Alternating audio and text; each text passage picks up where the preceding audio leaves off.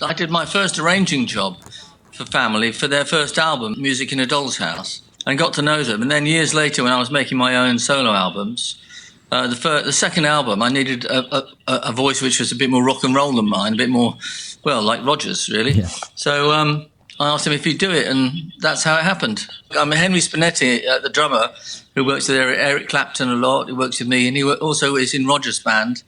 That's how I keep in touch. But I don't see Roger very often. But we had one time when we had kids at the same school, that sort of thing. So we sort of watched each other over the years, as it were. Now, your career has branched out into so many different directions, hasn't it? You know, conducting major orchestras, writing, hit songs, larger musical pieces. Was it planned, or have you just taken on new challenges as they came along? Well, I think the latter is definitely what happened. When I was about 15 or 16, I suppose I wanted to be the next Cat Stevens. You know, in other words, a singer-songwriter of international repute. And yet, because I had so many other things that I wanted to do, like when I was 10, I got really into classical music.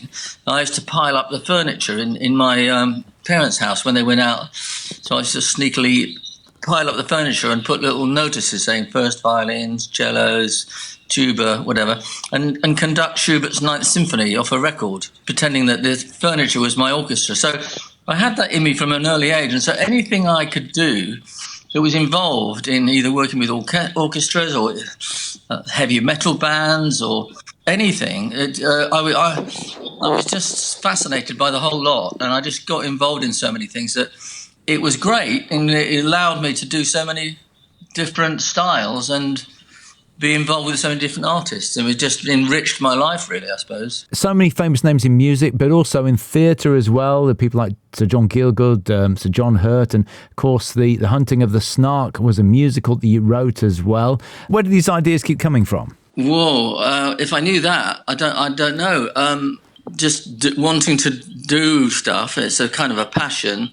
The Snark, the Hunting of the Snark, I'd just come back from a long voyage overseas myself, 2 years crossing the Atlantic and the Pacific in my early 30s, it would be, yeah.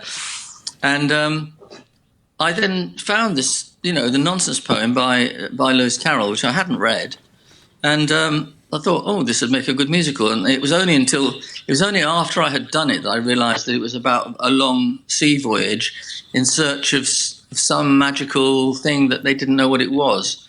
And so maybe that had reflections in reality back to my own life. It's funny how things like that happen, sort of accidentally almost. The music that you've done is over so many different genres as well, a major rock influence, working with, you mentioned Roger Chapman, but people like Rory Gallagher and, covers of stuff that you've done by so many others, Slash, for instance. So many things we could talk about. Sadly, we don't have time, but, the production that you've done for so many artists and bands as well, the whole story of discovering Katie Melua is incredible as well.